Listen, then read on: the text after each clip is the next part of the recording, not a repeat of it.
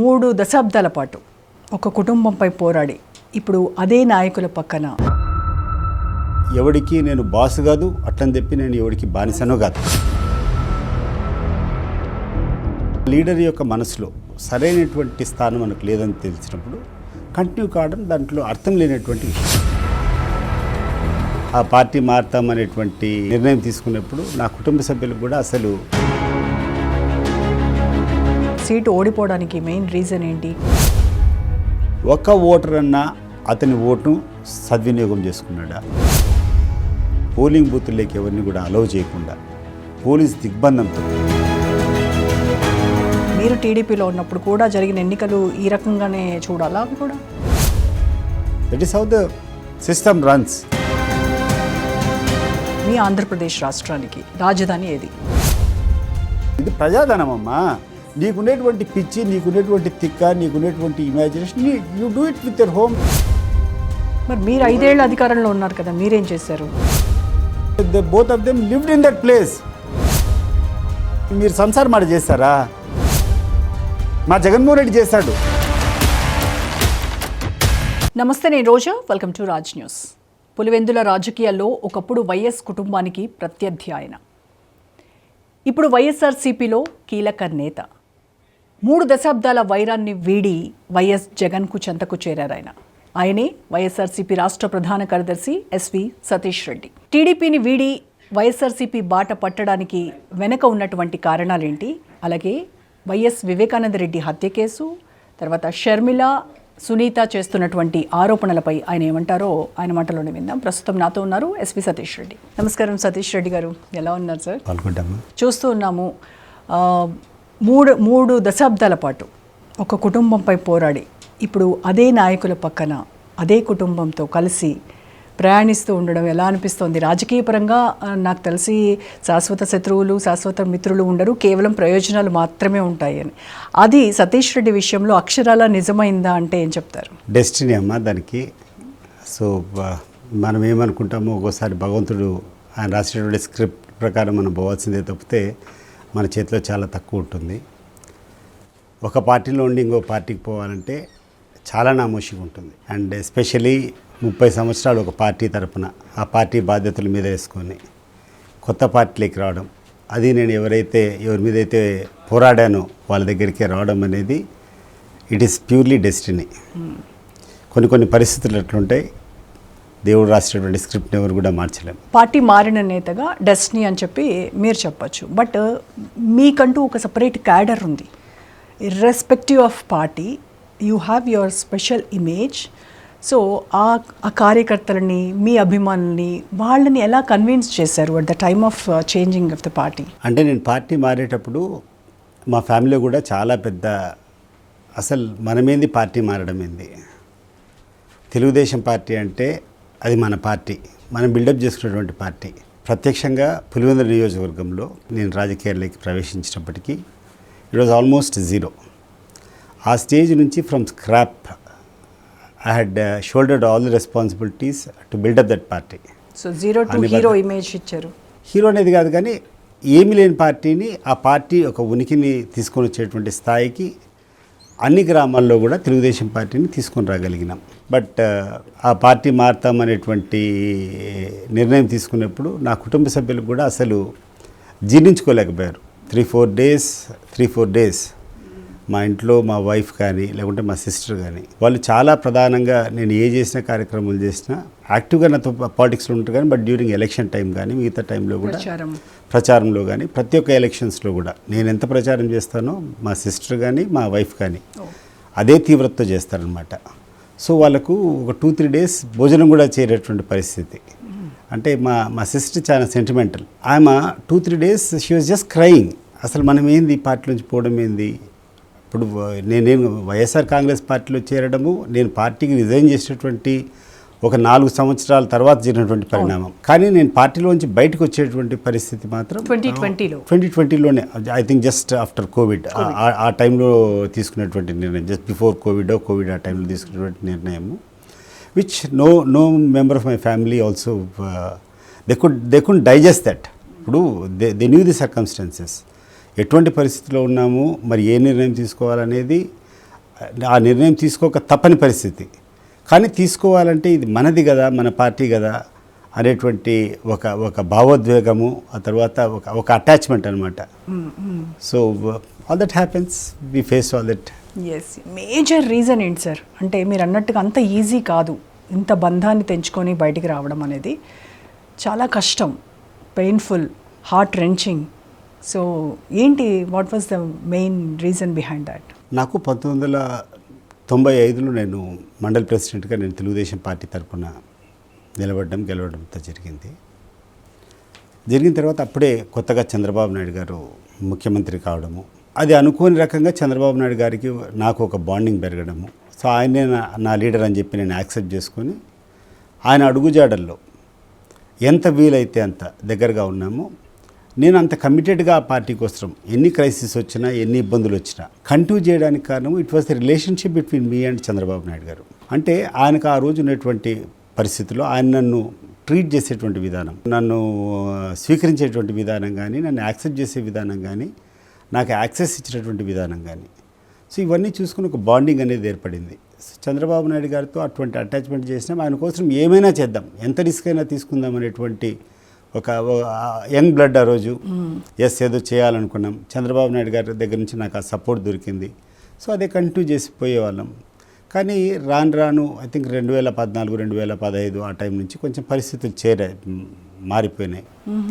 నేను I can't see that same feelings and same attachment with my leader. Okay. So మా leader యొక్క మనసులో నాకున్నటువంటి స్థానం బట్టి నా ప్రవర్తన ఉంటుంది. If my leader gives me encouragement, if it trust me, నన్ను నమ్మి నాకు ఆ స్వేచ్ఛ ఇస్తే నేను ఎవరి కోసమైనా పని చేయగలుగుతాను. నేను ఎవరి కోసమైతే పని చేయాలనో వాళ్ళల్లో నా మీద నమ్మకం సన్నగిల్లగడం కానీ, లేకుంటే నా మీద ఒక అపనమ్మకం పెరిగినప్పుడు ఆ పార్టీలో కొనసాగేటువంటి దాంట్లో అర్థం అనేదే ఉండదు. And especially leading party opposing YSR family, Rajasekhara Reddy ఫ్యామిలీని వ్యతిరేకిస్తూ ఆ లీడర్ యొక్క మనసులో సరైనటువంటి స్థానం మనకు లేదని తెలిసినప్పుడు కంటిన్యూ కావడం దాంట్లో అర్థం లేనటువంటి విషయం. సో 24లో మీరు వైఎస్ఆర్సీపీలో జాయిన్ అయ్యారు. సో ఎప్పుడైనా అనిపించిందా అంటే కాస్త నేను కాంప్రమైజ్ అయ్యి ఉంటే వాళ్ళ అధికారం పార్టీలో ఉండేవాడిని అని ఎప్పుడైనా అనిపించిందా?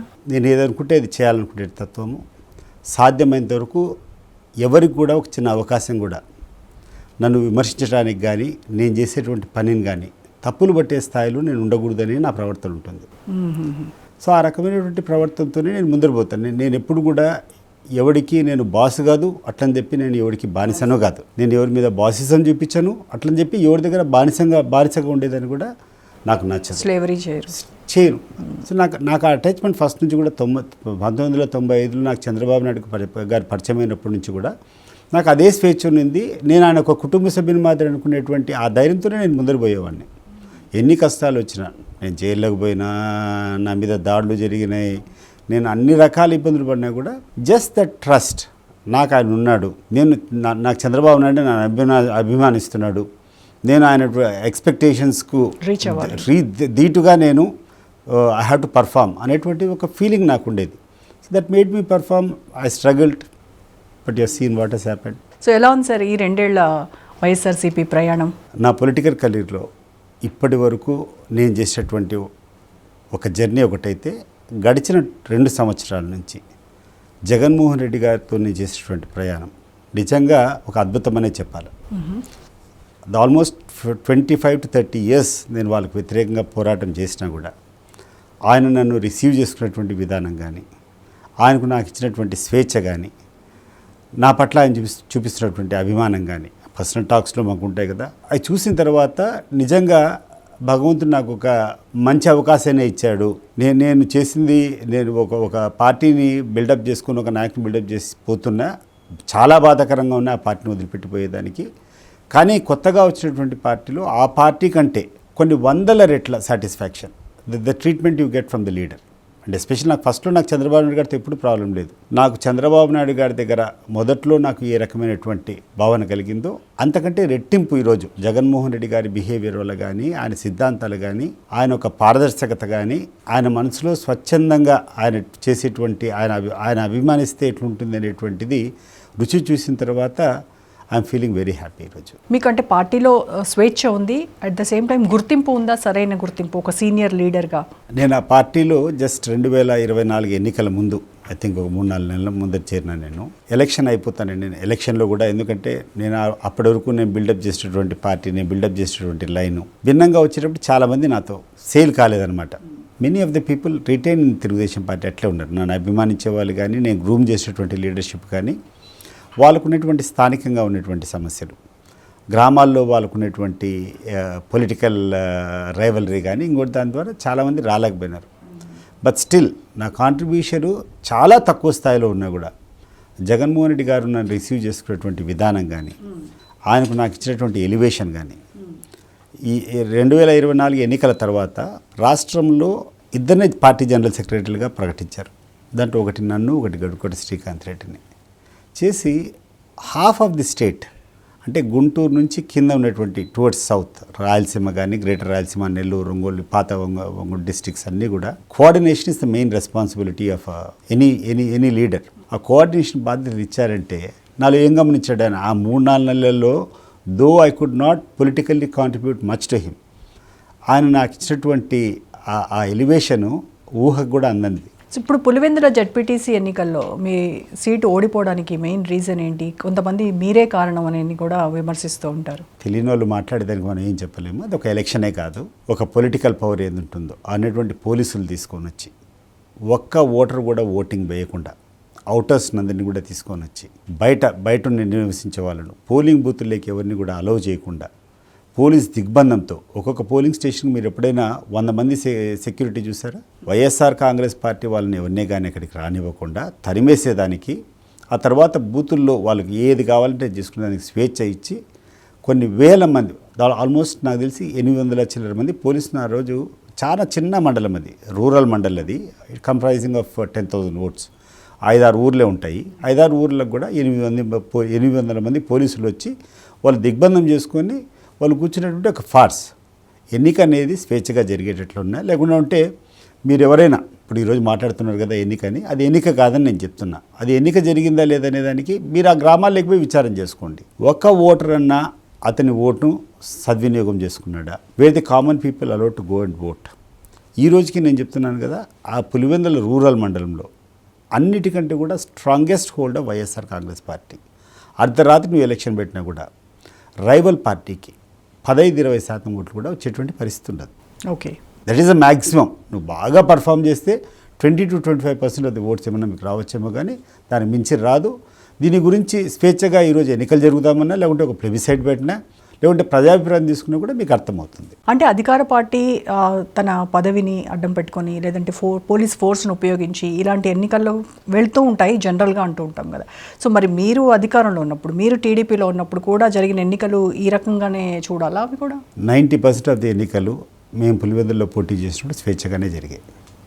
స్టార్టింగ్ ఆఫ్ ది పాలిటిక్స్ 1995, దాని పూర్వం ఒక 15 సంవత్సరాలు, ఐ థింక్ ఫ్రమ్ 85-86 నుంచి కొంచెం డిటీరియేట్ అయింది. బాగా మజల్ పవర్ ఎవరున్నారో వాళ్ళు కూర్చొని ఓటింగ్ చేసుకునేవాళ్ళు. 95-94లో నేను స్టార్ట్ చేసినప్పటి నుంచి పికప్ చేసుకోగలిగినాం. By and large 90% of the polling స్టేషన్స్లో పోలింగ్ స్వేచ్ఛగా, స్వచ్ఛందంగా ఎవరి ఓటు వాడేసుకునేవాడు. అది ఎట్లా సార్? మీరున్నప్పుడేమో ఒకలాగా, మీరు ఈ పార్టీలోకి వచ్చాక ఒకలాగా అని విమర్శించడం కరెక్ట్ కాదేమో. అంటే ఈ పార్టీలో ఉన్నప్పుడు ఒకటి, ఈ పార్టీలో లేనప్పుడు ఒకటి అనేది కాదమ్మా. క్లియర్గా నేనైతే ప్రజాస్వామ్యవాదిని. నేను ఏ రోజు కూడా దౌర్జన్యం చేసో, లేకుండా ఉంటే ఇటువంటి మిస్యూజ్ ఆఫ్ పవర్ చేసుకొని ప్రజల్ని గెలుచుకోవాలనుకోవడం అవివేకం. That will be very short lived. ఇప్పుడు నువ్వు ఒక అరాచకం చేసి, ఒక అన్యాయం చేసి, దౌర్జన్యం చేసి ఒక ఎన్నికల్లో గెలవచ్చేమో, కానీ ప్రజల మనసు గెలిచలేము.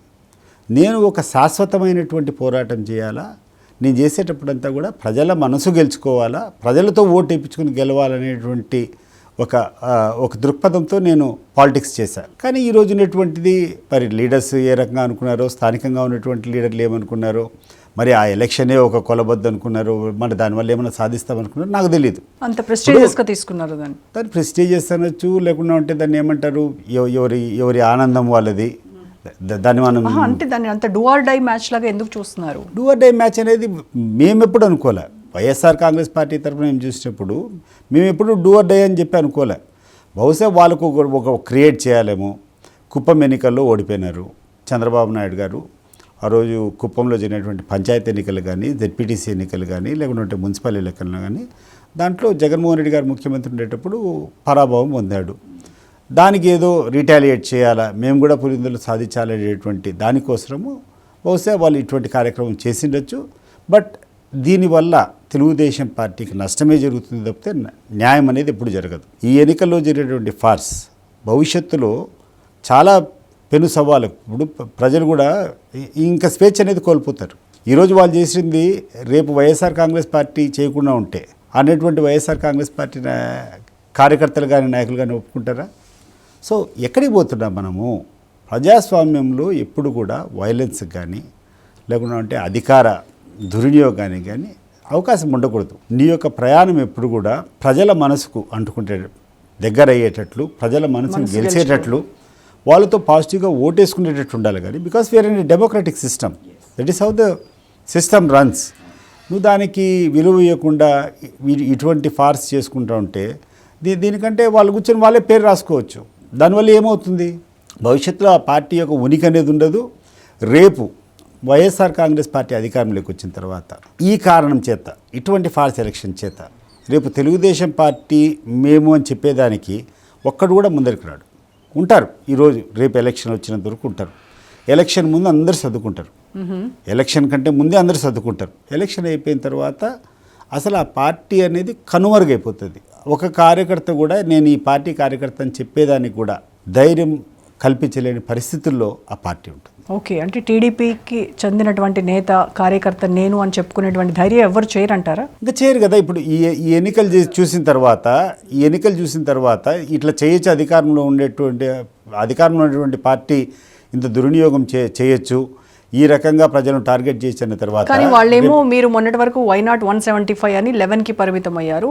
నెక్స్ట్ ఎలక్షన్స్లో అది కూడా లేదు, మొత్తం అంతా కూడా తుడిచిపెట్టుకుపోబోతోంది వైఎస్ఆర్సీపీ అని చెప్తున్నారు టీడీపీ నాయకులు. వాళ్ళు చెప్పేదానికి ఒక స్టాండ్ ఉండాలమ్మా. ఉత్తమ మాటల వల్ల ఏం కాదు. మీరు వైనాట్ 175 అన్నట్టు వాళ్ళు ఈరోజు రకరకాలు మాట్లాడచ్చు. బట్ మీరు పొలిటికల్గా ఆలోచన చేస్తే జనం యొక్క హృదయంలో ఓటు వేయాలనుకునేటప్పుడు there are so many factors determining ఎందుకు ఏ పార్టీకి ఓటేయాలనేది. I don't feel a single. ఈరోజు ఒక్క కారణం కూడా ఈ అంశంలో చంద్రబాబు నాయుడు గారు బాగా చేశారు, తెలుగుదేశం పార్టీ కూటమి ప్రభుత్వం బాగా చేస్తుంది కాబట్టి తిరిగి రీఎలెక్ట్ అవుతుంది అనేటువంటి దానికి నాకున్నటువంటి అనుభవంతో ఒక్క అంశం కూడా పాజిటివ్గా నాకు కనపడడం లేదు. It is going to be a total disaster for the Telugu Desam party and the కూటమి. వాళ్ళు ఇచ్చిన సూపర్ 6లో ఏది కూడా అమలు కావట్లేదంటారా? మీరు చెప్పండి అమ్మా. ఇప్పుడు వాళ్ళు చెప్పినటువంటి సూపర్ 6లో ప్రధానంగా ఏమని చెప్పారు? స్కూల్కి పోయేటువంటి ప్రతి పిల్లవానికి 18,000 రూపాయలు ఏదో అమ్మఒడి అని చెప్పేటటువంటి కార్యక్రమం ఉంది. అప్పుడు కుటుంబానికి ఒకరికే వర్తింపజేస్తున్నాం. ఇప్పుడు ఎంతమంది ఉంటే అంతమందికి వర్తింపజేస్తామని చెప్పారు. It was scheme that Jaganmohan Reddy గారు ఇంప్లిమెంట్ చేసేటువంటి స్కీమ్కు ఇంకొంచెం బెటర్మెంట్గా చేస్తామని చెప్పేది. దాంట్లో కూడా ఎంతోమందికి అర్హత ఉన్నా కూడా ఈరోజు వాళ్ళు కూర్చొని నీకు ఆదాయం ఎక్కువ ఉందని చెప్పో, లేకుంటే నీకు కరెంట్ బిల్ ఇంత ఎక్కువ వస్తుందని చెప్పో, ఏదో ఒక స్లాబ్ ప్రకారం దాన్ని తీసుకొని కోత పెట్టేసి జరిగింది. రెండవది, రైతులకందరికీ కూడా 20,000 రూపాయలు డబ్బులు ఇస్తాం ప్రతి సంవత్సరం అని చెప్పారు. క్లియర్గా క్లిప్పింగ్స్ అన్నీ ఉండే చంద్రబాబు నాయుడు గారు చెప్పింది. కేంద్ర ప్రభుత్వానికి సంబంధం లేకుండా రాష్ట్ర ప్రభుత్వం తరపునే ప్రతి ఒక్క రైతుకు ప్రతి సంవత్సరం 20,000 రూపాయలు ఇస్తామని చెప్పారు. ఫస్ట్ సంవత్సరం 0, ₹1 కూడా రాలేదు ఏ రైతు కూడా. సెకండ్ సంవత్సరము 13,000 రూపాయలు ఎంత వేశారు. దాంట్లో కూడా మీరు చూస్తే విపరీతమైనటువంటి కోతలు. ఎవరికైనా బిలో పావర్టీ లైన్ లేదు, లేకుంటే వీళ్ళు ఇన్కమ్ ట్యాక్స్ కడుతున్నారు, లేకుంటే వీళ్ళ కారు ఉంది, ఏదో ఒక అంశం మీద కూర్చొని అవన్నీ కూడా డిలీట్ చేయడం జరిగింది. మూడోది వాళ్ళు సక్సెస్ఫుల్గా అమలు చేసింది ఏంటంటే ఒకటి ఆ ఉచిత ఫ్రీ బస్ చేసేటప్పుడు ఈరోజు మీరు ఆంధ్రప్రదేశ్లో కూర్చొని ఏ బస్ స్టాండ్లో అయినా ఏ బస్సులో అయినా చూడండి, నంబర్ ఆఫ్ బస్సెస్ ఏమైనా పెంచారా? నువ్వు ఉచితంగా ఇచ్చినప్పుడు బస్సులు పెంచాలి కదా. జెన్యున్గా ప్రయాణం చేసేటువంటి వాళ్ళకు ఈరోజు ప్రయాణం చేసేటువంటి పరిస్థితి లేదు. వాళ్ళు ట్యాక్సీలు తీసుకొని బయటకు పోవాల్సి వస్తుంది. ఎందుకంటే ఫుల్ అయిపోతున్నాయి. లేడీస్ వచ్చి ఖాళీగా కూర్చుంటున్నారు, అటు పోయి కూర్చుంటే దానికి సీట్లు ఉండడం లేదు ఆర్టీసీ బస్సులో. దీనివల్ల నిజంగా జెన్యున్గా జర్నీ చేయాలనుకునే వాడికి చాలా పెద్ద భారం అయిపోయింది. అక్కడ సీట్లు ఉండవు కాబట్టి ఏదో ఒక వేరే మోడ్ ఆఫ్ ట్రాన్స్పోర్ట్ తీసుకొని పోవాల్సి వస్తుంది. కాబట్టి మీరు రేపు అధికారంలోకి వస్తే అది ఎత్తేస్తారా? అది ఈరోజు ఇంకా మేనిఫెస్టో తయారు చేయలేదు. మరి భవిష్యత్తులో ఏమేమి నిర్ణయాలు తీసుకుంటారు. బట్ వీళ్ళు చెప్పినటువంటి స్కీమ్ ఇప్పుడు అది సక్సెస్ఫుల్గా చేయాలా, ఉచిత బస్సు సక్సెస్ఫుల్గా చేయాలంటే నంబర్ ఆఫ్ బస్సెస్ దీనికి అనుగుణంగా పెరిగినటువంటి ప్రయాణికుల సంఖ్య పరంగా బస్సులు పెంచి నువ్వు చేస్తే దాన్ని ఎవరైనా కూడా సమర్థిస్తారు. ఉండేటువంటి బస్సుల్లోనే కిక్కిరిసి 50 మంది పట్టేటువంటి బస్సులో 120 మంది 130 మందిని చేసుకొని జెన్యున్గా ప్రయాణం చేసేటువంటి వాళ్ళకు ప్రయాణం చేసుకునే దానికి అవకాశం లేకుండా చేయడం దీంట్లో ఒక పెద్ద ఫెయిల్యూర్. చదువుకున్న ప్రతి ఒక్క యువకునికి ఉద్యోగం ఇస్తామని చెప్పారు, లేకుండా ఉంటే కూడా నిరుద్యోగ భృతి ఇస్తామని చెప్పారు. ఎక్కడైనా ఇచ్చారా? ఎవరికైనా జాబ్ ఇచ్చారా? లేకుండా ఉంటే ఎవరికైనా అర్హత ఉండే వాళ్ళకు చేసింది ఏమైనా ఎక్కడైనా ఉందా? గ్యాస్ అని చెప్పారు. మీరు పోయి ఆంధ్ర రాష్ట్రంలో ఎక్కడైనా విచారించండి, ఎవరికైనా 2వ సిలిండర్ దాటి 3వ సిలిండర్ వచ్చిందని చూపించమని చెప్పండి. అంతే. 2 నోబడి ఈవెన్ బిలీవ్స్ అసలు ఉచిత గ్యాస్ ఉంది, గ్యాస్ అనేది 3 సిలిండర్లు ఉచితంగా ఇస్తారనేటువంటిది ఎవరితో కామన్ పబ్లిక్ పోయి అడగండి, మీరు తెలుస్తుంది వాళ్ళకి ఎవరికైనా వచ్చిందేమో. 50 ఇయర్స్కే పెన్షన్ ఇస్తామని చెప్పాడు. ఈరోజు 60 సంవత్సరాలు దాటిన వాళ్ళు కూడా గడిచిన 2 సంవత్సరాల నుంచి ఎలిజిబిలిటీ వచ్చి కొన్ని లక్షల మంది వచ్చారు. ఉదాహరణకు జగన్మోహన్ రెడ్డి గారు దిగిపోయే సమయానికి 65 లక్షల మంది బెనిఫిషరీస్ ఉన్నారు. We are taking this pension, old age pension. ఈరోజు ఎంత తగ్గింది తెలుసా? 60 లక్షల మందికో 59 లక్షల మందికో ఇస్తున్నారు. అంటే 6 లక్షల మంది తగ్గిపోయారు. ఆచరణ సాధ్యం కాని మాటలన్నీ ఇచ్చేసి ఈరోజు బాగా అన్నీ సవ్యంగా దొరికేటివి ఈరోజు మాకు ఏం దొరకకుండా చేశారు. రియలైజేషన్ వచ్చింది. రియలైజేషనే కాదు, బాధతో పాటు కసిలేకి వచ్చారు. ఇప్పుడు టీడీపీ వాళ్ళు ఏం చెప్తున్నారు? వాళ్ళు ఇచ్చినటువంటి హామీలన్నీ నెరవేర్చాలి అని అంటే ఖజానా నిండుగా ఉండాలి. కానీ గత ప్రభుత్వము చేసినటువంటి అప్పులు, లక్షల కోట్ల అప్పులు చేసి రాష్ట్రాన్ని దివాళా తీయించింది వైఎస్ఆర్సీపీ అని చెప్తున్నారు. ఇక్కడికి వచ్చేటప్పుడు నేను ఆ క్లిప్పింగ్స్ అనేది తీసుకుని లేదు, కానీ మీకు స్పష్టంగా చూపిస్తా. చంద్రబాబు నాయుడు గారు అనేక సందర్భాల్లో అనేక పబ్లిక్ మీటింగ్స్లో జగన్మోహన్ రెడ్డి గారికి సంపద సృష్టించడం చేత కాదు, నేను సంపద సృష్టించగలుగుతా, సంపద సృష్టించి ఈ వచ్చినటువంటి సంపదనంతా పేద ప్రజలకు పంచిపెడతా అని చెప్పాడు. మీరు కూడా వినింటారు. మరి నువ్వు సంపద సృష్టిస్తా అని చెప్పినటువంటి హామీ కదా. ఆయన కూడా ఎకనామిక్స్ స్టూడెంట్, చాలా బ్రహ్మాండంగా రాష్ట్ర ఆర్థిక పరిస్థితి గురించి తెలుసు. దానికి ముందు ఆయన 14 సంవత్సరాలు ముఖ్యమంత్రిగా చేసినటువంటి అనుభవం కూడా ఉంది. మరి హామీ ఇచ్చేటప్పుడు అంత స్పష్టంగా హామీ ఇచ్చినప్పుడు ఇట్ ఈస్ హీస్ డ్యూటీ. ఎట్లా సంపద సృష్టించాలని నువ్వు ప్రయత్నాల్లో ఉన్నారు కదా. చాలా ప్రాజెక్టులు, ఇన్వెస్ట్మెంట్లు, ఫారెన్ ఇన్వెస్ట్మెంట్స్ చేస్తున్నారు, డాటా సెంటర్లు, ఇవన్నీ కూడా ఉన్నాయి కదా ఏపీకి. చంద్రబాబు నాయుడు గారికి రాను ఎంత దిగజారిపోయాడంటే ప్రజలకు అబద్ధాలు చెప్పడం, భ్రమలో పెట్టడం, వాస్తవానికి దూరంగా ఏదో ఒక ఇమాజినేషన్లోకి జనాన్ని తీసుకొని పోవడం తప్పితే వాస్తవంగా ఇక్కడ ప్రజలకు ఏం అవసరమో ఇది గాలికి వదిలిపెట్టేశాడు. ఆయన మాట్లాడితే క్వాంటమ్ వ్యాలీ అంటాడు. నాకు క్వాంటమ్ అంటే నిజంగా తెలియదు. మన ఎవరో ఒక ఫ్రెండ్ కూర్చొని అసలు మన దగ్గర క్వాంటమ్ వ్యాలీ కట్టాలంటే అదేదో చాలా డిగ్రీలకు తీసుకొని రావాలి, అంత ఎలక్ట్రిసిటీ మన దగ్గర ఎక్కడి నుంచి వస్తుంది, అసలు చాలా కష్టమైంది, అసలు ఊహించేదాన్ని కూడా కాదు చెప్పి. బట్ ఐ డోంట్ నో, నిజంగా నాకు తెలియదు దాని గురించి. సో జనానికి, సామాన్య మానవునికి ఏదో అర్థం కానటువంటి ఊహల్లోకి ఏదో క్వాంటమ్ తెస్తాండా, ఇంకోటి తెస్తున్నా, దీనివల్ల మేలు అవుతుంది, దీనివల్ల ఏదేదో సాధిస్తా అని చెప్పేటువంటి మాట తప్పితే ఈరోజు వాస్తవంగా ఏం చేశారు? ఫర్ ఎగ్జాంపుల్, రాయలసీమ ప్రాంతం 70 to 60% of the people live on agriculture. వ్యవసాయం మీద ఆధారపడి మేమందరం కూడా బతుకుతాం. గడిచిన 2.5 సంవత్సరాల నుంచి రాయలసీమలో జరిగేటువంటి ఒక ఇరిగేషన్ ప్రాజెక్ట్ అయినా పనులు ఏమైనా జరుగుతున్నాయా? పూర్తి చేయడం పక్కన పెట్టు, యూ లీవ్ అబౌట్ కంప్లీషన్, లేకుంటే కొత్త ప్రాజెక్టులు టేకప్ చేయడము, లేకుంటే ఇవన్నీ స్టార్ట్ చేయడం పక్కన పెట్టండి. ఆన్గోయింగ్ ప్రాజెక్ట్స్ అన్నీ తెలుగుదేశం పార్టీ అధికారంలోకి వచ్చినప్పటి నుంచి ఒక పిడికెడు మట్టి కూడా తీనటువంటి పరిస్థితిలో ఉంది. దట్ షోస్ ఎంత ఇంట్రెస్ట్ ఉంది ఇతనికి అనేది. మీరు 5 ఏళ్ళు అధికారంలో ఉన్నారు కదా, మీరేం చేశారు? అధికారంలో ఉన్నప్పుడు మొదలుపెట్టేటువంటి ప్రాజెక్టులే వీళ్ళు ఏవి కూడా 70-80% కంప్లీట్ అయినటువంటి ప్రాజెక్టులకు వీళ్ళు ఈరోజు పిడికెడు మట్టి కూడా తీయలేరు. 2 సంవత్సరాల నుంచి ₹1 బడ్జెట్ కూడా దానికోసం కేటాయించలేదు, ఎక్కడే కానీ పనులు చేయడంలా. సో వీళ్ళ దృష్టి అంతా ఏంది? ఒక ఇమాజినేటివ్ ఫీల్డ్కి, ఒక భ్రమలేకి ప్రజలందరినీ తీసుకొని పోయి నేనేదో ఒక ఊహాజనితమైనటువంటి ఒక రాజధాని నిర్మిస్తా అని చెప్పి ఒక భ్రమలేకి ప్రజలు పెట్టుకొని డబ్బులు విపరీతంగా కూర్చొని దండుకోవడం జరుగుతూ ఉంది. ఇప్పుడు ఎంతవరకు ఈ క్యాపిటల్ ఎంతమంది ప్రజలకు అవసరమా? మీరు చెప్పండి నాకు.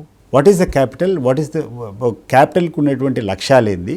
క్యాపిటల్లో ఉండాల్సినటువంటి అవసరాలు ఏంది? క్యాపిటల్ దేనికోసం ఉపయోగపడుతుంది? ఎంతమందికి ఉపయోగపడుతుంది? నాకు తెలిసినంత వరకు ఒక క్యాపిటల్ అంటే that is a place where you have all the head of the institutions. నీకు చట్టపరమైనటువంటి నిర్ణయాలన్నీ తీసుకోవాలంటే అసెంబ్లీ ఉండాలా, అసెంబ్లీ సమావేశం కావాలా, ఎమ్మెల్యేలు అందరూ ఉండాలా, ఎంపీలు ఉండాలా, లేకుండా ఉంటే సచివాలయం అన్నటువంటి అన్ని డిపార్ట్మెంట్స్ రన్ కావాలంటే ఆ సచివాలయాలు అంతా all the secretary should be there. ఆ డిపార్ట్మెంట్స్ అన్నీ అక్కడ ఉండాలి, దానికి ఒక సెక్రటేరియట్ ఉండాలా. న్యాయ వ్యవస్థ అంతా అక్కడ నుంచి చేస్తే, ఆ ప్లేస్ నుంచి చేస్తే బాగుంటుంది కాబట్టి ఒక హైకోర్టు ఉండాలి. I think that is what is the meaning of a capital. Beyond that nothing is in your hands. Then you frame rules. లేకుండా ఉంటే ఏ జోన్ ఎక్కడ చేస్తాం, ఎట్లా డెవలప్ చేస్తాం అని చెప్పేసి నువ్వు ఒక మాస్టర్ ప్లాన్ తీసుకొని వచ్చి ఈ ప్రాంతాన్ని అంతా ఇట్లా చేస్తామని చెప్పి ఇట్లా మా డెవలప్మెంట్ ఉండబోతుందని చెప్పి ఆ ప్రాంతానికంతా సరైనటువంటి మార్గాలు అంటే రోడ్స్ కానీ ఇంకోటి కానీ ఇన్ఫ్రాస్ట్రక్చర్ స్లోగా బిల్డప్ చేసేటువంటి కార్యక్రమం చేస్తే జరుగుతుంది. దాన్ని వదిలేసాయన ఈరోజు క్యాపిటల్ నేను నిర్మిస్తా అని చెప్పేటువంటి ఆలోచన మీరు కరెక్ట్ అనుకుంటారా? ఎందుకంటే కొన్ని లక్షల కోట్లు అవుతుందని చెప్పి చంద్రబాబు నాయుడు చెప్పాడు. నేను ఒక వీడియోలో చేశా, ఆయన 2 to 4 million trillions డాలర్స్ అవుతుందని చెప్పి లోకేష్ ఒక సందర్భంగా చెప్పాను. నేను ఇటీవల నాకు ఎవరో చూపించారు. అంటే ఇట్ ఆల్మోస్ట్ కమ్స్ టు 180 లక్షల కోట్లు. 180 లక్షల కోట్లు అమరావతి డెవలప్ చేయాలంటే అవుతుంది. దేనికి చేస్తారు 180 లక్షల కోట్లు? 50 నుంచి 60 వేల కోట్లు మౌలిక సదుపాయాల కోసము, ఇరిగేషన్ ఫెసిలిటీస్ కోసము, ఆ స్థానికంగా ఉన్నటువంటి ప్రాబ్లమ్స్ కోసం చేసి 60-70 వేల కోట్లు ఎవరికి ఇచ్చినా కూడా ఈ రాష్ట్రం, ఆంధ్ర రాష్ట్రాన్ని ఒక అద్దమాది తయారు చేయొచ్చు. అనేటువంటి ఇరిగేషన్ ప్రాజెక్ట్స్ అన్నీ కంప్లీట్ చేసేయచ్చు. రైతులందరినీ 60% of the people who live on that agriculture వాళ్ళందరినీ సాటిస్ఫై చేయొచ్చు. హాస్పిటల్స్ అన్నీ కట్టచ్చు. జగన్మోహన్ రెడ్డి గారు మొదలుపెట్టేటువంటి గవర్నమెంట్ ప్రభుత్వ మెడికల్ కాలేజీలన్నింటినీ కూడా స్టార్ట్ చేయొచ్చు. హార్బర్స్ కంప్లీట్ చేయొచ్చు. మనం తీసుకున్నటువంటి పోర్ట్లు కంప్లీట్ చేయొచ్చు. సో దీన్ని వదిలిపెట్టి he's talking about 180 lakh crores of rupees. నువ్వు ఈవెన్ ఇఫ్ యూ సెట్ 2 లక్షల కోట్లకి ఇటీవల చంద్రబాబు నాయుడు గారు చెప్పడం కానీ ఆయన ఇచ్చినటువంటి నివేదికలో కేంద్ర ప్రభుత్వానికి ఈ మౌలిక సదుపాయాలు అమరావతి ప్రాంతంలో చేయాల్సినటువంటి మౌలిక డెవలప్మెంట్కే, అంటే రోడ్లు కానీ, డ్రైనేజీలు కానీ, లేకుంటే పైప్ లైన్లు, just for that infrastructure it will cost him ఎకరాకు 2 కోట్లు, 1,00,000 ఎకరాలు చేస్తున్నాం 2 లక్షల కోట్లు అవుతుంది అని చెప్పారు. 2 లక్షల కోట్లు అంటే ఎంత? 2 లక్షల కోట్లతో ఏమేమి చేయొచ్చు? ఇప్పుడు నీ priority, you are the boss of this state. ప్రభుత్వం నువ్వు నడుపు, మాకు మేలు చేస్తాను, ప్రజలందరూ కూడా నీకు అధికారం ఇచ్చారు. నీ దగ్గర జీతాలు ఇవ్వాలంటే డబ్బు లేదని చెప్పేటువంటి పరిస్థితుల్లో నువ్వు ఒక నగరం కట్టాలా అని చెప్పి నువ్వు ఆలోచన చేయడము, ఇది ఎవరైనా తెలివైనటువంటి నాయకుడు తీసుకునేటువంటి నిర్ణయమా? జగన్మోహన్ రెడ్డికి 60,000 70,000 కోట్లతో రాజధాని నిర్మించవచ్చు అనే ఒక విజన్ ఉన్నప్పుడు మరి ఎందుకు స్థాపించలేకపోయారు? మళ్ళీ 3 రాజధానులు అని చెప్పేసి దాన్ని కూడా ఒక ఇటుక కూడా ఎక్కడ వైజాగ్లో కూడా పేర్చలేకపోయారు అనేటువంటి ఆరోపణలు వస్తున్నాయి కదా. జగన్మోహన్ రెడ్డి గారు ఆయన ఎన్నికల మేనిఫెస్టోలో ఆయన క్లియర్గా రాజధాని గురించి ఎక్కడే కానీ ప్రస్తావన చేయలేదు. రాష్ట్రానికి రాజధాని ఉండాలి కదా. నేను చెప్తాను కదా, అదే నేను చెప్తున్నాను. రాష్ట్రానికి రాజధాని అంటే జగన్మోహన్ రెడ్డి గారు 5 సంవత్సరాలు ఉన్నటువంటి పీరియడ్లో ముఖ్యమంత్రి ఎక్కడున్నారు, మంత్రులు ఎక్కడి నుంచి పరిపాలించినారు, సెక్రటరీస్ అంతా ఎక్కడి నుంచి పరిపాలించినారు, లేకుంటే హెడ్ ఆఫ్ ది ఇన్స్టిట్యూషన్ అన్ని ఎక్కడి నుంచి పరిపాలించినారు? క్యాపిటలే కదా, అమరావతి ప్రాంతంలోనే కదా. అండ్ ఈరోజు అంటే మీరు ఒప్పుకున్నట్టే ఏది అదే అమరావతి రాజధాని అని. అమరావతి కాదు అంటే నీకు చెప్పేది విజయవాడ పరిసర ప్రాంతంలో అమరావతి అనేది చెప్పేది ఆయన క్రియేట్ చేసినటువంటి పేరు తప్పితే ఆ రోజు కానీ ఈ రోజు కానీ రాష్ట్రంలో ఉన్నటువంటి ప్రతి ఒక్కరు కోరుకునేది విజయవాడ పరిసర ప్రాంతంలో మనకు అనువుగా ఉంటుంది. ఎందుకంటే సెంట్రలీ లొకేటెడ్, భౌగోళికంగా అట్లా ఉత్తరాంధ్ర నుంచి కానీ లేకుంటే రాయలసీమ కానీ అన్ని దాంట్లో కూడా సెంటర్గా ఉంటుంది. అక్కడైతే ట్రాన్స్పోర్టేషన్ కూడా అన్ని సౌకర్యాలు ఉన్నాయి. రైల్వే లైన్స్ ఉన్నాయి, హైవేస్ ఉన్నాయి, తర్వాత ఎయిర్పోర్ట్ ఉంది. సో బేసిక్గా కావాల్సినటువంటి మినిమం రిక్వైర్మెంట్స్ ఆ సిటీలో ఉన్నాయి. కాబట్టి విజయవాడ పరిసర ప్రాంతంలో క్యాపిటల్ డెవలప్ చేస్తే బాగుంటుంది అనుకున్నారు. కానీ చంద్రబాబు నాయుడు గారి మాదిరి ఒక నగరాన్ని నిర్మించాలా, దీన్ని ఏదో చేయాలా అనేటువంటి ఒక ఫూల్స్ ప్యారడైస్లో ఎవరు బతకలేదు. ఇప్పుడు ఏ సిటీ అయినా కూడా ఆర్గానిక్గా మరి ఏం చేశాడు? ఇప్పటికి ఎన్ని సంవత్సరాలు ఉన్నాడు? 2014 నుంచి 2019 వరకు 5 సంవత్సరాలు ఉన్నాడు కదా. ఇప్పటికి 2 సంవత్సరాలు అయింది కదా. ఏం చేశాడు ఆయన? మ్యాక్సిమం నువ్వు కడితే 4 బిల్డింగ్లు కడతావు. ఈ 4 బిల్డింగ్ల కోసం నువ్వు కట్టేదానికోసము రాష్ట్రంలో ఉన్నటువంటి ప్రజల యొక్క పనులు, వాళ్ళ కష్టాలు, వాళ్ళ అవసరాలన్నీ పక్కన పెట్టి డబ్బులన్నీ తీసుకొని దీని ఒక్కదానికి ఖర్చు పెట్టడం సమంజసం అని చెప్పి నేను అనుకోవడం లేదు. ఎందుకంటే రాష్ట్రంలో దాదాపు 5 కోట్ల మంది ప్రజలు ఉన్నారు. 5 కోట్ల మందిలో నాకు తెలిసి ఒక 1,00,000 మంది కూడా వచ్చి సెక్రటేరియట్ చుట్టూ కానీ లేకుంటే ఆఫీస్ చుట్టూ కానీ క్యాపిటల్ చుట్టూ కానీ ఈ అసెంబ్లీ చుట్టూ అవసరం కూడా ఉండదు. మ్యాక్సిమం ఒక 1,00,00,000 వరకు ఎవరికైనా పని ఉంటే ఉంటుందేమో, కానీ మిగిలినటువంటి 4,99,00,000 మందికి ఏం అవసరం మీ క్యాపిటలు? అంటే ఈ క్యాపిటల్లో ఎంతవరకు అవసరము మీరు కానీ నేను కానీ ఆలోచన చేసేటప్పుడు ఒక అవసరం. ఇది ప్రభుత్వ ధనం, ఇది ఒక ప్రైవేట్ ప్రాపర్టీ కాదు. ప్రభుత్వ ధనము నువ్వు ఖర్చు పెట్టేటప్పుడు చాలా ప్రజాధనాన్ని నువ్వు ఖర్చు పెట్టేటప్పుడు చాలా జుడిషియస్గా ప్రజలకు ఏదైతే మేలు అవుతుందో ఆ కార్యక్రమాలు చేపట్టాలి. అంతేగాని నీకు ఎక్కడైతే డెవలప్మెంట్ అని చెప్పి ఒక మోడల్ చూపిస్తే నీకు డెవలప్మెంట్ ముసుగులో ఏదో ఒక ట్రాన్సాక్షన్స్ జరుగుతాయి. నువ్వు ఒక కార్యక్రమం, ఒక బిల్డింగ్ కడతావు, ఆ బిల్డింగ్ తీసుకొని XYZకి ఎవరికో అప్పచెప్తావు. వాడికి ₹1,00,000 అయ్యేదానికి 2,00,000కో 3,00,000కో ఇన్ఫ్లేట్ చేయడము, మన దగ్గర నుంచి టేబుల్ కింద నుంచి డబ్బులు తీసుకోవడం, కమిషన్లు తీసుకోవడం, ఇదే డెవలప్మెంటల్ మోడల్. సో ఇప్పుడు మీరు అండ్ ఈ డెవలప్మెంట్ మోడల్ గురించి నేను చెప్పడం కాదు, నరేంద్ర మోడీ గారు 2019 ఎలక్షన్లో ఒక పబ్లిక్ మీటింగ్లో చెప్పాడు, ఈ పోలవరం ప్రాజెక్ట్ ఒక ATM అయిపోయింది చంద్రబాబు నాయుడుకు, ఈయనకి ఎప్పుడు చెప్పినా కూడా ఈ దోచుకోవడం తప్పితే ఏమీ లేదు, ఈయన ధనార్జన తప్పితే ఏమీ లేదని మేము చెప్పడం కాదు. ఈరోజు ఎవరైతే ప్రధానమంత్రిగా ఉన్నారో ప్రధానమంత్రి గారే నేరుగా చంద్రబాబు నాయుడు గారి మీద పోలవరం ప్రాజెక్ట్ మీద ఇదే కంప్లైంట్ చేశాడు. ద సేమ్ కంప్లైంట్ ఈరోజు అమరావతి రాజధాని మీద కూడా. నేను అందరం ఈరోజు హైదరాబాద్లో ఉంటున్నాం, అందరు కూడా హైదరాబాద్తో అటాచ్మెంట్. హైదరాబాద్ కంటే తక్కువ ఆదాయం ఉన్నటువంటి రాష్ట్రం ఆంధ్రప్రదేశ్. ఇక్కడ కూడా కేసీఆర్ హయాంలో కొత్త సెక్రటేరియట్ కట్టాలంటున్నారు, కట్టారు. మీకు తెలుసా దాని యొక్క విస్తీర్ణం ఎంతనో తెలుసా? దాని కార్పెట్ ఏరియా ఎంతనో తెలుసా? కొత్త సెక్రటేరియట్ బ్రహ్మాండమైన బిల్డింగ్ ఉంది. It is 10 lakh square feet. ఆ 10 లక్షల స్క్వేర్ ఫీట్లో కూడా అవసరానికి మించి కట్టి చాలా ప్రదేశం ఖాళీగా ఉంది. ద కంప్లీట్ 100% ఆ 10 లక్షల సేఫ్టీని పూర్తిగా ఎవరు వాడుకోవడం లేదు. అది కూడా కొంచెం నిర్మాషగానే కనపడుతుంది, అంత కూడా అవసరం లేదని అనేటువంటి. మరి అది ఆ 10 లక్షల సేఫ్టీ కట్టేదానికి కూడా నా దగ్గర ఉన్నటువంటి సమాచారం ప్రకారం 600 కోట్ల రూపాయలు, 600 కోట్లు ఖర్చు అయిందని. ఈరోజు చంద్రబాబు నాయుడు గారు ప్రపోజ్ చేసేటువంటి సెక్రటేరియట్ ఆంధ్రప్రదేశ్లో 52 లక్షల స్క్వేర్ ఫీట్తో కడతాడంట. అండ్ అది కూడా 12,000 రూపాయలు అంటే 6,400 కోట్లు, ఎంతో 6,500 కోట్లు ఆ యొక్క బిల్డింగ్లకు వేరే టెండర్లు ఇచ్చేసి వేరే కంపెనీలకు అప్పచెప్పాడు.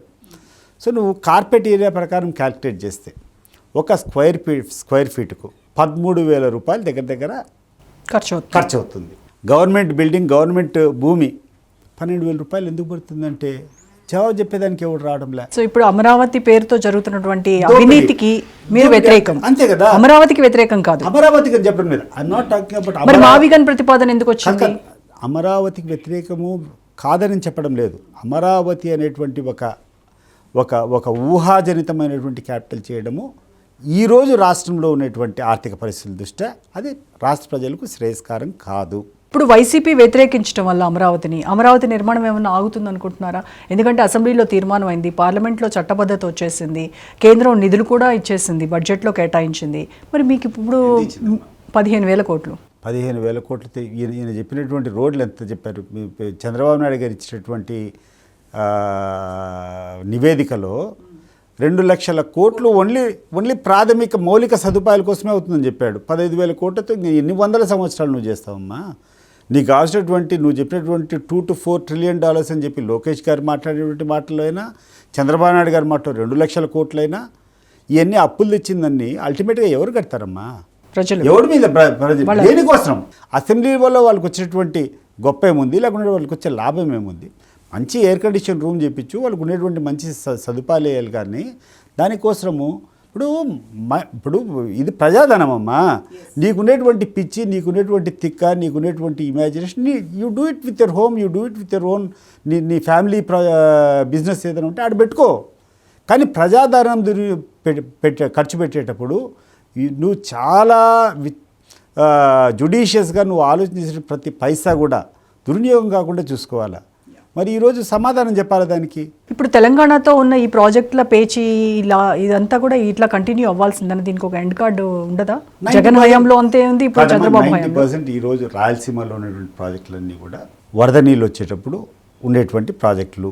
రాజశేఖర రెడ్డి గారి ముందు చూపుతో రాయలసీమకు రాయలసీమలో పోతిరెడ్డిపాడు నిర్మించడము, అంతకుముందు 10,000 క్యూసెక్ల కెపాసిటీ ఉండేదానికి 44,000 క్యూసెక్లు పెంచాడు. అది ఎవడు కూడా సాహసం చేయలేడు. అండ్ రాయలసీమ ప్రజలు నిజంగా రాజశేఖర రెడ్డి గారు తీసుకున్నటువంటి ఆ నిర్ణయం వల్ల రాజశేఖర రెడ్డి గారికి కానీ ఆయన కుటుంబ సభ్యులు కానీ శాశ్వతంగా రుణపడి ఉంటారు. He has taken so many bold steps. Irrigation schemes కానీ, ప్రజలకు కావాల్సినటువంటి అవసరాలు కానీ, ఆరోగ్యశ్రీ కానీ, ఫ్రీ ఫీజు రింబర్స్మెంట్ కానీ. ఇప్పుడు these are the things that the common people need. ఇవి వదిలిపెట్టేసి జనానికి కావాల్సినటువంటి అవసరాన్ని వదిలిపెట్టి నువ్వు ఒక భ్రమను క్రియేట్ చేసి, అది కూడా నేనేదో చేస్తా, నువ్వు ఎట్లా దుబాయ్ చేయగలుగుతావు? నీ దగ్గర ఏముంది? దుబాయ్ షేక్ అంటే ఆ పక్కన ఉన్నటువంటి అరబ్ కంట్రీస్ అందరూ కూర్చొని వాళ్ళందరూ కూర్చొని ఫండ్ చేశారు కాబట్టి జరిగింది. కానీ ఇటీవలే లైన్ అని చెప్పేసి ఒక కొత్త సిటీ డెవలప్ చేయాలి. ఏమైంది మంది? What happen to that city? నువ్వు what is the state of నీకు గాంధీనగర్ యొక్క పరిస్థితి ఏముంది? ఈరోజు నయా రాయ్పూర్ పరిస్థితి ఏముంది? ఎవడన్నా అక్కడ నివాసం ఉంటున్నాడో క్యాపిటల్ అని చెప్పి కొత్తగా తీసుకుని పోయి పక్కన కట్టారు. ఉదయం సద్ద తీసుకొని పోతారు, సాయంత్రం 5 గంటలకు తిరిగి వస్తారు. Is there any life in that city after 5 PM or before 10 AM? Road connective ఉండేటువంటి ప్రాంతంలో డెవలప్ చేస్తే ఖర్చు తక్కువ అయ్యేది కదా. అదే ఇప్పుడు మావిగన్ అంటారు. మచిలీపట్నం, విజయవాడ, గుంటూరు. దాన్ని మావిగన్, పారాగన్ అనేసి వాళ్ళు నవ్వుతా ఉన్నారు. అంటే ఇప్పుడు నవ్వుకుండే వాళ్ళకు నిజంగా అర్థమవుతుంది దాని రియాక్షన్ ఎక్కడనో.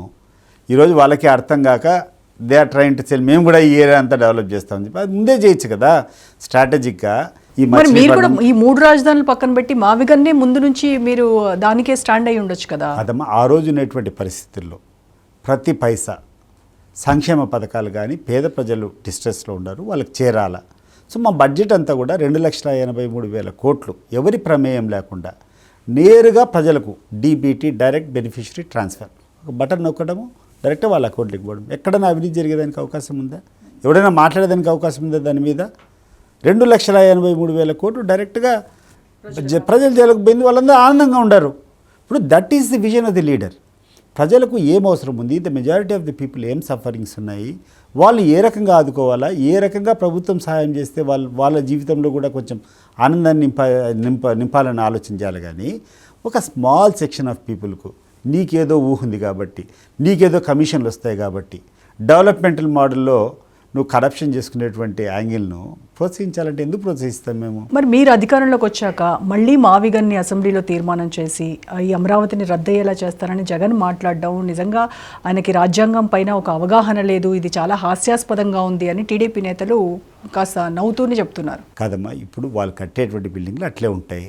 ఆ బిల్డింగ్ నుంచి జగన్మోహన్ రెడ్డి చంద్రబాబు నాయుడు మాదిరి ఒక పిచ్చోడు కానీ లేకుంటే ఒక తిక్కలో భ్రమలో బతికేటువంటి వ్యక్తి కాదు.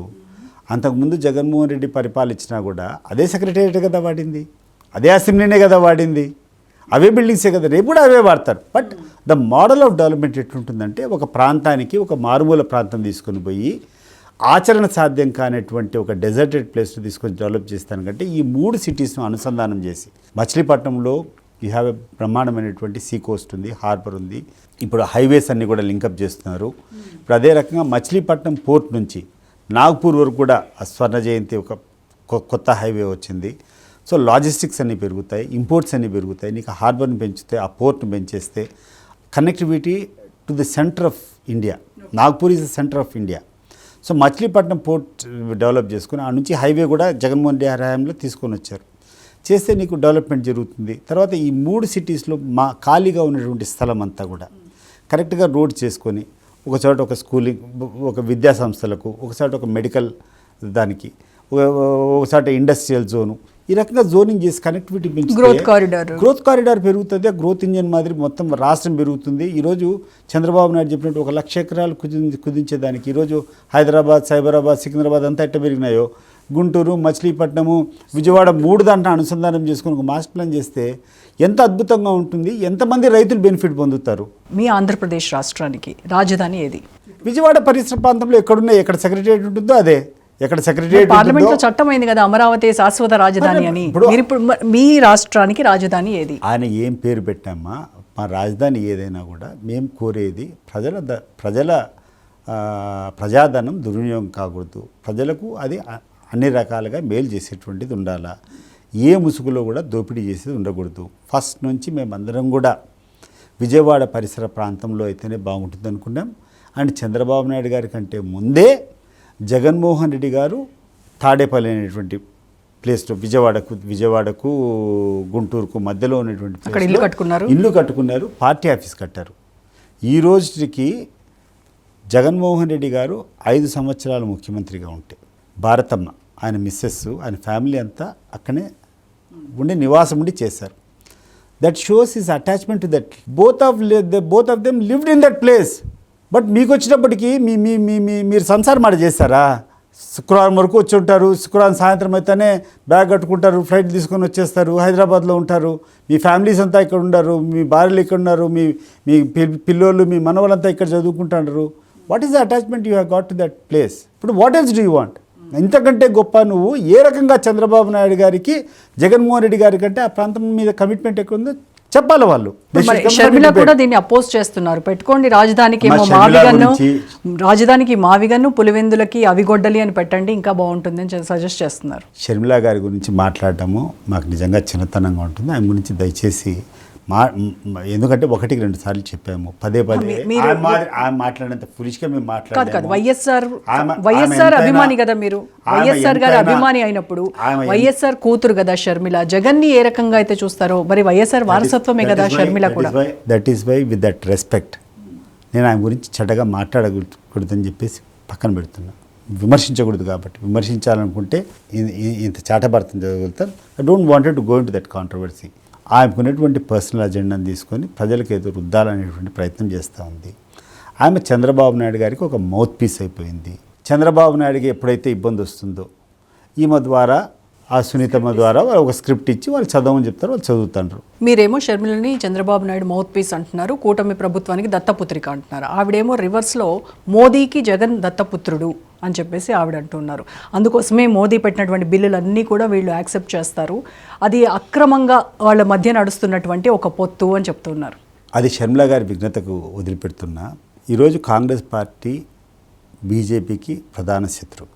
దేశంలో 2 పార్టీలు ప్రధాన పార్టీలు ఎవరైనా ఉన్నాయంటే జాతీయ పార్టీలు కాంగ్రెస్, బీజేపీ.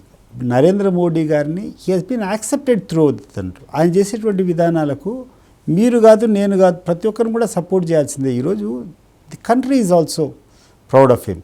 ఆయన తీసుకునేటువంటి కొన్ని నిర్ణయాలు నిజంగా ప్రజలకు మేలు కొడుతున్నారు కాబట్టి చేయక తప్పదు కాబట్టి చేస్తారు ఆ విధానాలు. దాంట్లో చంద్రబాబు నాయుడు చేయలేదా? చంద్రబాబు నాయుడు మాదిరి 116 యూటర్న్ తీసుకోలేదే. చంద్రబాబు నాయుడు గారి మాదిరి నల్ల డ్రెస్సులు వేసుకొని ఈయన ద్రోహి అని చెప్పాలా, మళ్ళీ చంద్రబాబు నాయుడు పోయి మళ్ళీ సాష్టంగా ఆయన దగ్గర పోయి ఆయన ప్లీజ్ చేసుకునే దానికి ఆయన పడినటువంటి పాటలు నువ్వు వింటే కన్నా మా పార్లమెంట్ సభ్యులు చెప్తారు. చాలామంది మా తెలుగుదేశం పార్టీకి సంబంధించినటువంటి పార్లమెంట్ సభ్యులే చంద్రబాబు నాయుడు ప్రవర్తన చూసి ఏంది ఆయన ఇంత దిగజారుతున్నాడు నరేంద్ర మోడీ ప్రాపం కోసము, అప్పుడు ఎందుకు తిట్టాలా, మళ్ళీ ఇప్పుడు ఎందుకు ఇంత పోవాలా? జగన్మోహన్ రెడ్డికి బీజేపీతో డైరెక్ట్గా పొత్తు పెట్టుకునేటువంటి ధైర్యం ఉందా అని అడుగుతున్నారు షర్మిల. జగన్మోహన్ రెడ్డి గారికి ఆంధ్ర రాష్ట్ర ప్రజలే ముఖ్యము. నేషనల్లో ఏం జరుగుతుందో ఆయనకు అంత పెద్ద ఇంట్రెస్ట్ లేదు, అవసరం కూడా లేదు. ఈ రాష్ట్ర ప్రజలు ఈ రాష్ట్ర ముఖ్యమంత్రిగా ఈ రాష్ట్రాన్ని బాగుపరచాలనేటువంటి ఆలోచన. సో కేంద్రంలో ఎవరున్నా కూడా వాళ్ళతో సరైనటువంటి రిలేషన్షిప్ మెయింటైన్ చేస్తూ ఈ రాష్ట్రానికి రావాల్సినటువంటి వనరులు కానీ ఈ రాష్ట్రానికి కావాల్సినటువంటి ప్రాజెక్ట్ కానీ తీసుకొని ప్రజలకు బాగు చేయాలనుకుంటాం. దాంట్లో తప్పేముంది? ఇప్పుడు రాజధాని విషయంలో ఒక వర్గానికి ఆపాదిస్తూ అది కమ్మ రాజధాని అనడము వైసీపీ నేతలు చేస్తున్న విమర్శలు ఎంతవరకు కరెక్ట్ అంటారు? అక్కడ డాటా చూస్తే ఏ లీడర్ చెప్పాడు? ఇప్పుడు అనరా అమరావతి అనరా రేణుకా చౌదరి ఏ లీడర్ మాట్లాడము? కమరావతిని ఎవరు మాట్లాడారు? వైసీపీ నాయకులు కమ్మరావతి అని మాట్లాడి ఉన్నాయి, నా దగ్గర ఉన్నాయి, నేను క్లిప్పింగ్స్ చూపిస్తాను. ఒక స్థాయి ఉన్నటువంటి లీడర్ ఎవరన్నా మాట్లాడింటే నాకు చెప్పండి. ఇప్పుడు ఏ బాధ్యత ఉన్నటువంటి లీడర్ మాట్లాడలేదు, ఎవరన్నా ఒకటి మాట్లాడుకుంటే దానికి మాకు సంబంధం లేదు. ఆంధ్ర రాష్ట్రాన్ని అందరినీ భాగస్వామ్యం తీసుకొని రాష్ట్రంలో ఉన్నటువంటి ప్రతి ఒక్కరికి మేలు చేయాలనేది మా లక్ష్యం. కరెక్ట్. ఎందుకంటే డాటా ప్రకారం రాజధాని 3 నియోజకవర్గాల పరిధిలో ఉంది. అమరావతి అనేది మంగళగిరి, అక్కడ బీసీలు ఎక్కువ, తాడికొండ ఎస్సీలు ఎక్కువ, పెదకూరపాడు ఎస్సీలు ఎక్కువ. మరి ఇంత డాటా క్లియర్గా ఉన్నప్పుడు వాళ్ళు ఒక వర్గానికి ఎలా ఆపాదిస్తారు అనేది నేను ఆపాదించలేదనే చెప్తున్నా కదమ్మా. ఎవరైతే ఆపాదిస్తారో వాళ్ళకి ఇది కరెక్ట్. ఇప్పుడు ఇట్స్ నాట్, ఇప్పుడు I'm not the correct person to answer that. But అది మా స్టాండ్ కాదు, మా పార్టీ అఫీషియల్గా మేము ఎవరూ మాట్లాడలేదు. ఎవడన్నా వ్యక్తిగతంగా ఎవరైనా మాట్లాడితే please ask him. Sir, Vivekananda Reddy హత్య కేసు కాసేపు మాట్లాడుకుందాం. ఎందుకు అవినాష్ రెడ్డి ఇప్పుడు నిర్దోషి అని చెప్తూ ఉన్నారు? ఒకప్పుడు రక్తవాంతులు అని అక్కడంతా ఒక కుక్డప్ స్టోరీ క్రియేట్ చేసినటువంటి వైసీపీ నేతలు ఈరోజు వాళ్ళందరూ కూడా పవిత్రులైపోయారా సతీష్ రెడ్డి దృష్టిలో? ఫస్ట్ రోజు నుంచి నేను చెప్తున్నా, అవినాష్ రెడ్డి కంటే డీసెంట్ డిగ్నిఫైడ్ పర్సన్ పొలిటీషియన్ నేను చూడలేదు. I treat him highest esteem for that. Avinash Reddy గారి ప్రవర్తన కానీ ఆయన జరిగేటటువంటి విధానం కానీ I have the highest respect. మీరు ఎవరన్నా చూస్తే ఇంత ఉత్తములు కూడా ఇంకా రాజకీయాల్లో ఉంటారా అని చెప్పి ఒక ఆలోచన. అంటే ఇక్కడికి వచ్చాక మీకు ఆ పర్సెప్షన్ వచ్చిందా? నేను ఇంతకుముందు కూడా ఎప్పుడూ విమర్శించలేదు. వాళ్ళతో నేను విభేదించి నేను రాజకీయ పోరాటం చేసేటప్పుడు కూడా అవినాష్ రెడ్డిని నేను ఎక్కడన్నా అన్నట్టు నాకు ఒక్క మాట ఎక్కడన్నా చూపించాను. నేను పర్సనల్గా పొలిటికల్గా ఏదైనా కూర్చొని మాట్లాడతాను తప్పితే నేను ఒక వైల్డ్ అలిగేషన్స్ కానీ అతను ఒక క్రిమినల్ అని కానీ లేకుండా అతను అవినీతిపరుడు కానీ నేను ఎక్కడన్నా చెప్పినట్టు ఎక్కడన్నా చూపించండి. అండ్ ఈరోజు చెప్తున్నా, ఈ రోజుకి చెప్తున్నా, it is a challenge to everybody. మీరు రండి. అవినాష్ రెడ్డి ఎటువంటి వ్యక్తితో కడప ప్రజలందరినీ కూడా కడప పార్లమెంట్ సభ్యుడిగా ఇప్పటికి 12 సంవత్సరాల నుంచి ఆయన కొనసాగుతున్నాడు. ఎటువంటి వ్యక్తి ఒకసారి చెప్పని చెప్పు. ఒక్క చెడ్డ పదం ఆయన నోట్లోంచి నేను చూడలే. మరి సిబిఐ చార్జ్ షీట్లో ఉన్న ఎవిడెన్సెస్ అన్ని అబద్ధమా? ఎవిడెన్స్ ఐపీడీఆర్ కానీ గూగుల్ టేక్అవుట్ కానీ సిబిఐలో what is the charge sheet, what are the charges against him? It is a charge that he has destroyed the evidences. Yes. That is the only allegation made and that is a false allegation. That will be proved కదా. ఇప్పుడు కోర్టులో జరుగుతుంది కదా. ఈరోజు సునీతమ్మ పోరాటం చేస్తూ ఉంది, సిబిఐ ఛార్జ్ షీట్ ఇచ్చింది, సిబిఐ ఇన్వెస్టిగేట్ చేసింది, ఛార్జ్ షీట్ ఇచ్చింది. Why they not going ahead with completing that case? నిజంగా సునీతమ్మకు కానీ లేకుంటే ఇప్పుడు శర్మలమ్మ కూడా ఆయన తరపున ఏదో వకాలత తీసుకొని మాట్లాడుతుంది.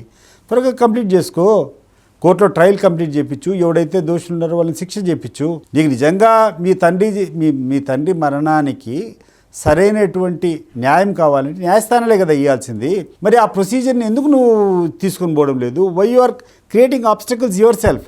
ఆ ప్రాసెస్ని స్పీడప్ చేయకుండా, త్వరగా నీకు కోర్టు కంప్లీట్ చేయకుండా నువ్వే అడ్డపడుకుంటా, నువ్వే చంద్రబాబు నాయుడుకు ఇప్పుడు this is a master plan of Chandrababu Naidu. ఈ కేసును పూర్తి కానివాడు.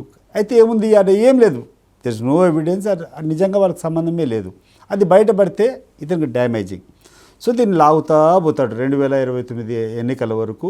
ఈయనకి ఏ రోజైతే క్రైసిస్ వస్తుందో, ఏ రోజైతే ప్రజలకు ఈయన చెప్పినటువంటి హామీలు నెరవేర్చలేడో, డైవర్షన్ కోసము వీళ్ళిద్దరిని తెరపైకి తెస్తాడు. ఇద్దరు ఫోటోలు వస్తాయి, సునీతమ్మ ఫోటో, షర్మిలమ్మ ఫోటో. జగన్ని విమర్శించేదానికి చంద్రబాబు నాయుడు ఎప్పుడైతే క్రైసిస్లో ఉన్నాడో వీళ్ళని తీసుకొని వస్తారనమాట.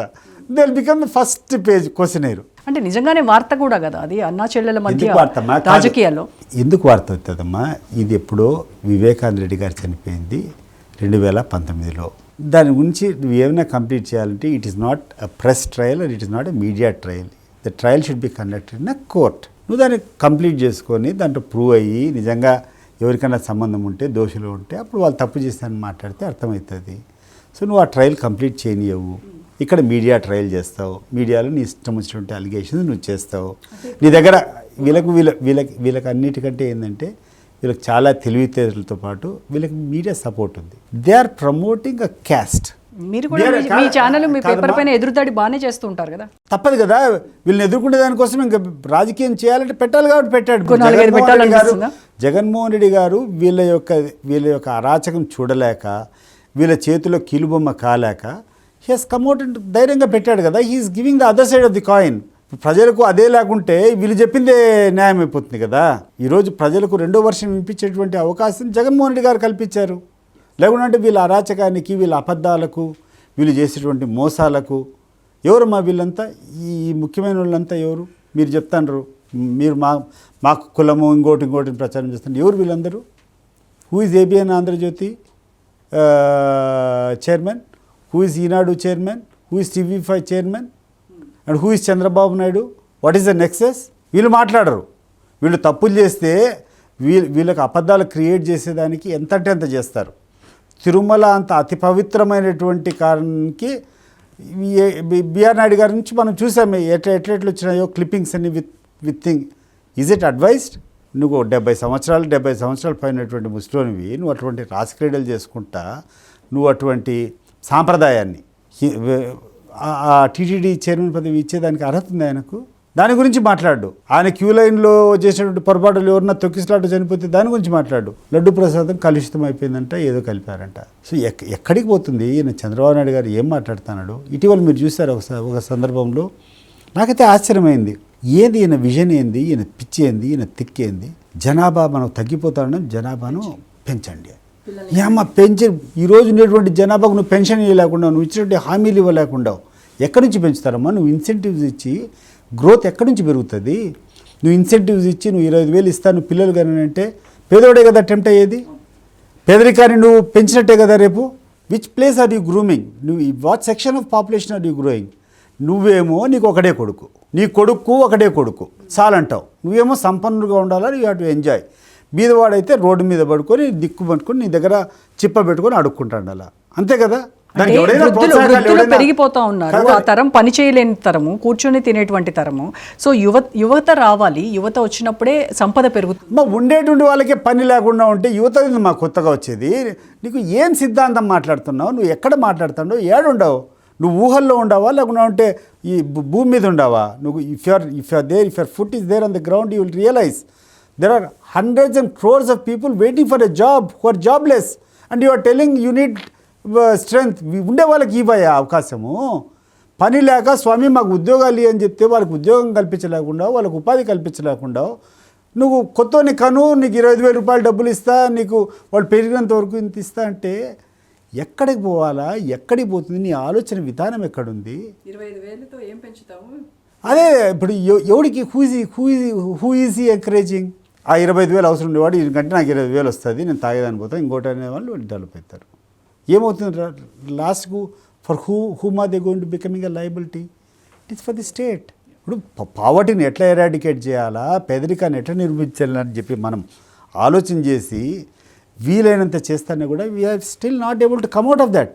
మరి ఈ సందర్భంలో నీకు నిజంగా బుర్ర ఉంటే ఇస్ దిస్ ద విజన్? ఇదే చంద్రబాబు నాయుడు విజను అంటే ప్రజలు నువ్వేమో కనమంటాండవు. నీ ఇంట్లో కనొచ్చు కదా నువ్వు. నీకు ఎంతమంది పిల్లలు ఉండరు? నీ కొడుకు ఎంతమంది పిల్లలు ఉండరు?